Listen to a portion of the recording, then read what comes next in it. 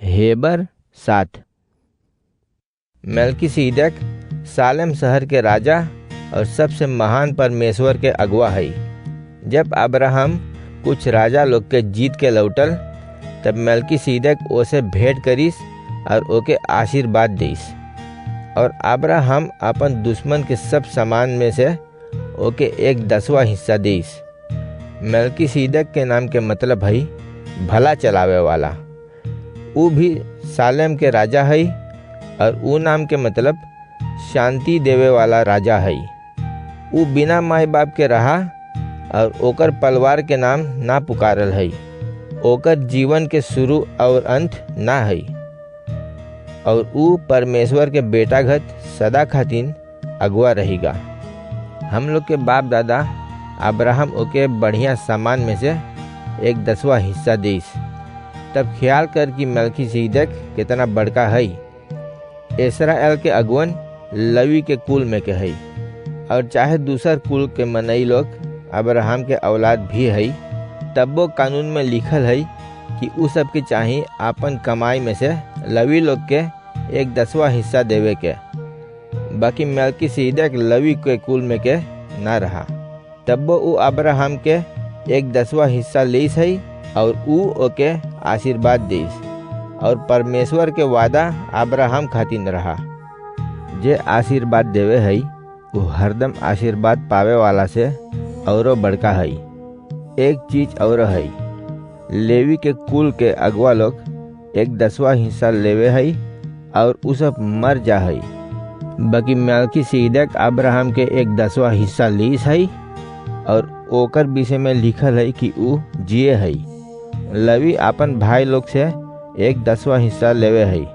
जब मेल्किसीदक अब्राहम से भेंट करिस तब लवी अब्बे ना पैदा भइल रहा, तब हम लोग बोल सकीला कि वो अपन परदादा अब्राहम द्वारा मेल्किसीदक के 1/10वां हिस्सा देस हई।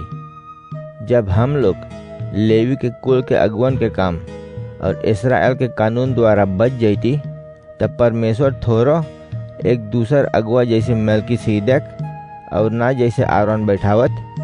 और जब एक दूसर कुल के अगुआ बैठेगा तब भी एक दूसर कानून के जरूरत रहेगा। हम लोग जानीला कि प्रभु यीशु यूदा के कुल में के हई। ऊ कुल में के कोई कभी ना अगुआ के काम करिस।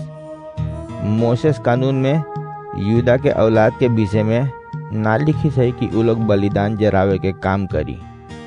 तब जब मेल्किसीदक ने एक दूसर अगुआ आवे हई तब हम लोग इस सब बात औरो सफा से समझ जाइला। ऊ अगुआ ना भइल हई एगो कानून द्वारा जौन में लिखल हई कौन कुल में के अगुआ बैठावल जाई, बाकी अपन अमर जीवन के शक्ति द्वारा ओकर विषय में गवाही देवल गयल है कि तू जैसे मेल्किसीदक सदा खातिन अगुआ रहिए। जब एक पहले के हुक्म बेगर शक्ति और बेकामिल हो गल है तब ऊ मिटाई देवल जा है। एको कानून द्वारा बैठावल अगुआ अपन काम पूरा तौर से ना कर सकत रहा और कानून पर ना चल पावत रहा। बाकी अब हम लोग के एक और बढ़िया आशा मिलल है। एकर द्वारा हम लोग परमेश्वर के औरो ठीक से जान सकीला। अगुआ के काम लवी के कुल वालन पर सौंपल गए रहा बिना कसम खाई से।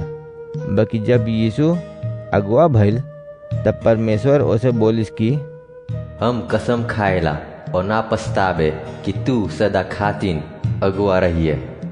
परमेश्वर पहले मोसेस द्वारा हम लोग से कुछ बातचीत करिस रहा और अब वो यीशु के द्वारा एक और बढ़िया चीज बातचीत करिस है। लवी के कुल में के ढेर लोग पारी पारा अगुआ भइल और वो लोग में के कोई ना हरदम खातिन अगुआ रही सकत। बाकी यीशु अमर है, ओही से उस सदा के लिए अगुआ रहेगा। ओकर दरी पर कोई ना अगुआ हो सकेगा। ओही से चाहे जे मांगे हई ओकर द्वारा परमेश्वर से एक होवे वो एकदम से बच सके हई। यीशु तो हरदम परमेश्वर लगे जिए हई, वो सब के खातिर माफी मांगे के। हम लोग के ऐसा सबसे बड़का अगुआ के जरूरी है। वो पवित्र, बेकसूर, बेदाग के और पापी लोग से अलग है और स्वर्ग के ऊपर सबसे बड़का दर्जा पर बैठावल गल है। इसराइल के सबसे बड़का अगुआ के चाही पहले अपन पाप खातिन कुछ बलिदान करे के, तब जाति लोग के पाप खातिन। बाकी यीशु के अपने खातिन कुछ ना बलिदान करे के पड़े है और अपन जाति के पाप खात वो एक दफे हरदम के लिए अपने के क्रूस पर बलिदान कर दीस है। मोसेस के कानून द्वारा मनई लोग सबसे बड़का अगवन घत बैठावल जा है और उ लोग पूरा ना है। बाकी बाद में परमेश्वर कसम खाई के आपन बेटा के सबसे बड़का अगुआ बनाई है और उस सदा के लिए एकदम पूरा रहेगा।